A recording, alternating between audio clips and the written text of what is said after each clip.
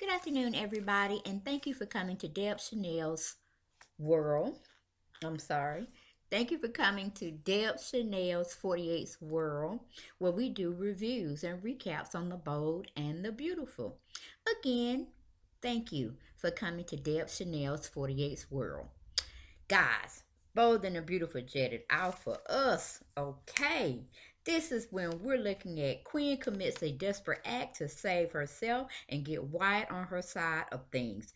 Then Bill brings Stephanie in on board to discuss the whereabouts of where Liam could be. But before that, we're capping off from and reviewing from yesterday's episode when Wyatt walked in on the most terrifying thing that he could possibly walk on. And he walked in on Quinn kissing his brother. Ooh, ew, ooh, ew. But it's just like, wow, what is going on? Once he comes to terms with what he's dealing with and what he has seen, Liam is in the background saying, "What did you call me? Who did you call me? What did you say my name was?" And why it's just like taken back. He don't know which one to go to. His brother answering his questions or his mother trying to figure out what the fuck she done did. He just storms out of the room, guys. He storms out of the room. He go on into the den. He meets his mother out there, or she follows him. However they get out there, they're in the room. He is cussing her from 1 to 100 to infinity and back. He's telling her, "Have you lost your goddamn mind? Do you know what you have put us in? Furthermore, no, forget that, scratch that. Do you know the predicament, the situation you have put yourself in? Mom, you are going to jail, and I'm going to lead the camp to take you there. No, you're not going to jail. You're going to an insane asylum because what you have done to Liam is unforgivable. Unforgivable. I can't believe that you're my mother. My dad told me about you. I was defending you. I told you you had changed. But in our essence, you haven't changed one bit. You have sat there and kidnapped somebody. Didn't give him no type of medical treatment. You know he was not in his mind. What the hell is going on with you? I cannot believe you have kept him all this time. Mom, you need help. You need help. Then the scene flashes towards Steffi. Stephanie is just going down memory lane. She's remembering everything about Liam because she's looking at a picture, a photo of him in some business magazine that they were giving him props for. And she was just thinking about them, their life, and all that it could have held for them. But then she's taking in a little madness because he just kind of like pushed her to the side, or so she thought. But nevertheless, she's still wishing he was there. And she just can't get her mind off of, you know, the incidents of him leaving her so abruptly. And she's still having these unresolved feelings, even though she's still a Spencer, but she's married to his brother. Then the scene takes a turn to where Justin comes in. He's calling the police. He's telling Bill, is there anything he needs to know other than what he's told him so he can give, his special people who look for people more detailed information. And Bill's like, no, I've told you all I need, or I can think of myself. I just can't think. I'm just too upset. He said, I knew something was going to come of this. I knew something was going to come of this by giving them my name. They were going to have targets on their back. This is what Bill is explaining to Justin. And Justin is like, no, Bill, that is not the concern. They were going to have a target on their back irregardless. But we just need to just figure out what is going on because, it's just too much here, there, and we don't have enough concrete evidence. Even though Justin has already called his people, and he's pretty much just waiting on LAPD to get him a call back because evidently Justin is a man of many talents and many disguises, and he is very well paid by Bill, his confidant, as a friend. But they're still going on. Justin is trying to console Bill. Bill is not trying to be consolable because he's telling him, by me being a Spencer and just the fact that a lot of people don't like me, They know I have two sons and they know they are my world. So what if, just what if somebody just get, I just feel so bad. I feel so bad because Liam is my youngest son. And I just took for granted. I was thinking about myself and I didn't think for once, to just sit and think, could he be in trouble? Especially when he didn't come to his cousin's when she had her baby, he didn't show up for that. And then the fact that he was supposed to be marrying Wyatt's uh, wife, or however it transpired, he didn't even come out to try to stop that. And I just knew there had to be a problem, but I just took it for granted. I just took it all for granted. Now my two sons have targets on their back. One I know where he is. The other one I have no clue. Justin, you got to find him. Do you hear me? You got to find him. Then we take a toll. We go on back to Mr. Liam. Liam is still confused, as always. But he's more confused because he's getting back little bit by little bit his memory. And when his brother showing up telling him who he really is, and he's just thinking internally that, yeah, this must be who I am. Yeah, Liam, that sounds familiar. He just keep repeating the name, and uh images just keep flashing and pinging and ponging in his brain, and it's coming to be a little bit more clear to who he is, why he's here, possibly. But the main thing is he know he ain't Adam. That's the key of it all. Then it goes to the scene with Quinn and Wyatt. Quinn is trying to convince Wyatt to stop and think about everything first. Just stop and look at it from her perspective, and what they both can lose with him divulging all this information to privy. Only the privy people need to know is what she's saying, which is him and her. Other people don't have to know about this situation because we both can lose everything. And then in his little mind, Wyatt is really contemplating it. He's thinking about the time he has spent with Stephanie. He's thinking about how gorgeous she is. And he was like, hmm, Mom, you may have a point there. But he's not telling her, Lord. He's not telling her. He just thinking all this stuff is going through his mind. He don't know what to do. He hears what his mom is saying. He hears his morality, his values and morals, all his whole compass of positivity is just ping ponging inside his head. And the devil's there too. You know how you have that angel on one shoulder, the devil on the left shoulder, and both of them are in your ear. And the only thing he can keep thinking about is Steffi and her wedding dress, what he can lose, and it's starting to hit home with him. But still, he know he got to do the right thing, and he know his love with Stephanie will prevail. It must prevail because he is her one and only. But is she? I don't know. Scene goes back to Bill and Justin. They're still arguing. Bill's going over, looking over some documents or stuff he don't got off the computer about unidentified missing men around Liam's age, and he's thinking the worst. And Justin said, Bill, if you don't stop looking through that mess, your son is not there. He is somewhere alive. He may be being held against his will, but we're going to find him. Your son is still alive. Spencer men don't go out like that. Okay? So, Bill like, okay, fine, whatever. I got something else I'm thinking about. Maybe she can help me. So he get on the phone, he calls Steffi.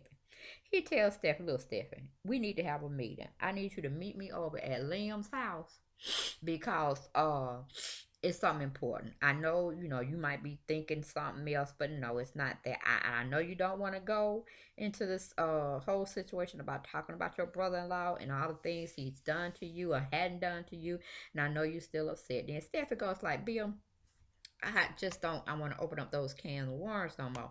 I don't want to open up those wounds. Liam left me. I didn't leave him. He broke it off with me. I didn't break it off with him.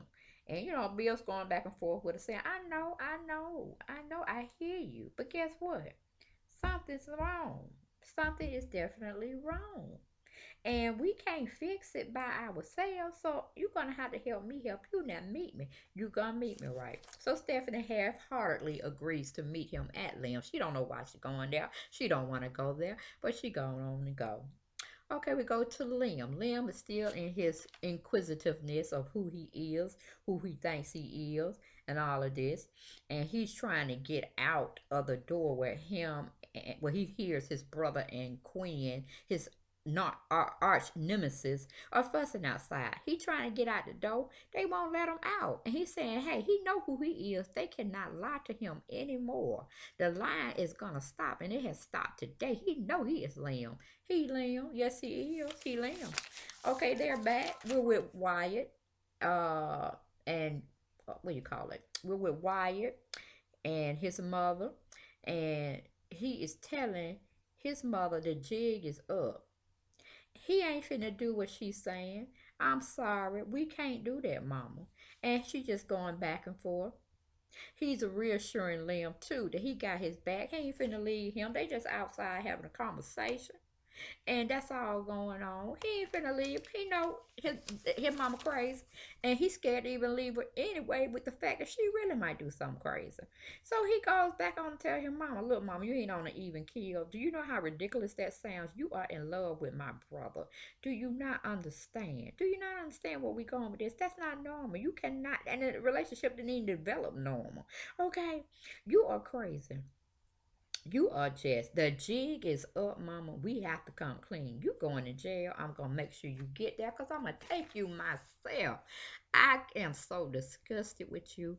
My daddy told me to leave you alone because you crazy. And now I have been enabling you, but now I'm not because you did this when I was younger. You did this all out of my childhood. Now I finally have happiness, and you don't ruin that with just being me knowing you and being your child. So, scene goes to where Stephanie is approached by Bill, but she didn't know he was in the house. They have both made it to Liam's house. He's already done his little spy work, but he's trying to figure out, is it anything missing? Can she just take a look, inside the house very cleanly? Notice every little bit, every little detail that seems out of place because it is extremely important. You just don't know how important this is. Then she goes like, "What are you talking about? What are you talking about? I ain't got time for all this. I told you when he called me what he said when the last time he called me. I hadn't heard anything from him." He goes on to tell her, "Look, I think my son, your fiance, is in danger. I think he's missing. I think somebody has had him hostage, and we just need to find him. I hate to put all of this on you. I can't get in touch with Wyatt." And then she goes on to say, Wyatt had left the house to go see his mom before she go out of town. He's kind of inquisitive about that. But he said, still, he ain't calling me. I don't know where neither one of my sons is, and I need to make some connections. So help me, Stephanie, help me. So it goes back to Wyatt. And of course, it's just a hot mess. Liam is just remembering everything. They still hollering on the outside. But Liam, while they're talking and arguing and screaming, he's realizing the names. He's hearing his brother talk to him in his head. He's hearing his father having a conversation with him. He's even hearing himself having conversations with them. So he knows they mean something to him because he wouldn't be having these images and voices in his head. So he has come to figure out that that truly is his brother. Yes, that is his brother. And hopefully his brother will come and save him. He's even hearing his dad's voice now, getting clearer and stronger. He knows they've had confrontation with each other. He knows they've had confrontation with this one woman he keeps visualizing um in his memory that they're showing us through the television. He is seeing this woman, and he's knowing her name. He even mentions her name. He speaks her name, Steffi. So he has the Bermuda Triangle going on. Now he don't figure that him and his brother love the same woman, and they was competing against this woman. So now it's all coming full circle. Yes, it is. He knows that this woman share a common denominator between him and his brother. And it's just like the waves crashing against the water. Everything is coming together. And then at the last images that he's seeing this wonderful woman.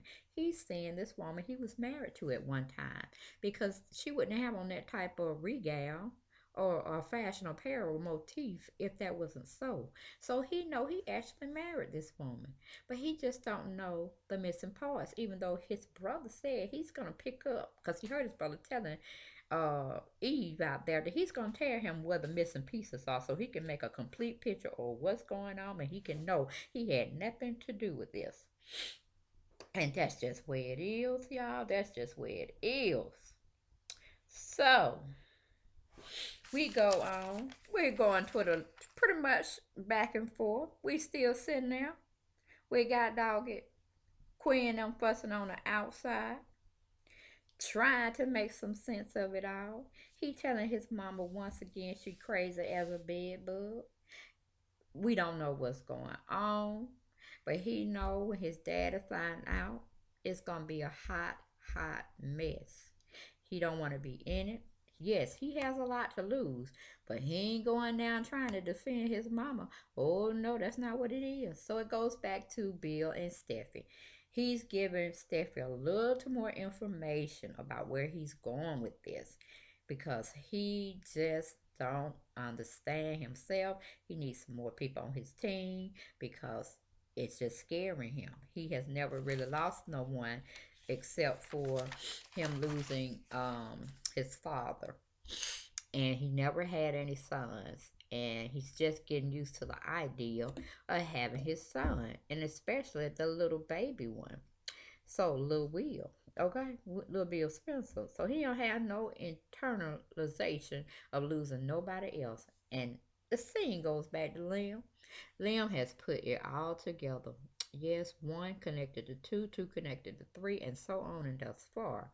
But now he's trying to figure out how in the world he gonna get out of there. They won't let him out, even though his brother has assured him that look, we are not. I'm not gonna leave you. Excuse me. I'm not gonna leave you, bro. I got you. We down like 4 flat tires or 2 flat tires. We ain't finna let that go. I'm gonna get you out of here because I know you don't supposed to be here. And she has robbed you of your memory, and it's all right. But he, like I said, he remember everything now. He remember who he is. He's remembering who his dad is. He's remembering who his brother is. He's remembering who Steffi is, and of course, the memory bank's gonna click down on Quinn. Quinn is doing her darndest to convince her son that he can lose everything. And he looking at her like he just want to slap piss out of her. He just want to just wring her neck, shoot her, do everything, make her go away for real. So I'm thinking, guys, is Liam gonna snap? Is he gonna snap? Cause he looking at her so mean that his eyes have looked like they have turned from being worried, concerned, from he's turned to from non-compassion, and he's just like, you are one sick puppy, and I am ashamed to be associated with you. You disgust me. So we're waiting, he's waiting, and we'll see what happens tomorrow on The Bold and the Beautiful, because that is the final scene there. He's looking perplexed. He's looking like, okay, I can't get out of this. I'm gonna have to figure something out, but I'm not gonna lose what I have because I am gonna do the right thing. Okay, guys, that was Deb Chanel's 48th World on the recap review of The Bold and the Beautiful for Thursday, April 7th, 2016. Please like, share, comment. All right, like, share, and comment. But if you haven't subscribed to my channel, please subscribe, subscribe, subscribe, and tell several friends that hey, your girl Deb Chanel is doing a wonderful job over here, giving you the recap, the reviews of The Bold and the Beautiful, and they should not miss out any longer. Okay, guys, talk to you tomorrow, same place, same channel, same everything. Love you guys. Talk to you tomorrow for Bold and the Beautiful April 8th, 2016 episode. Bye.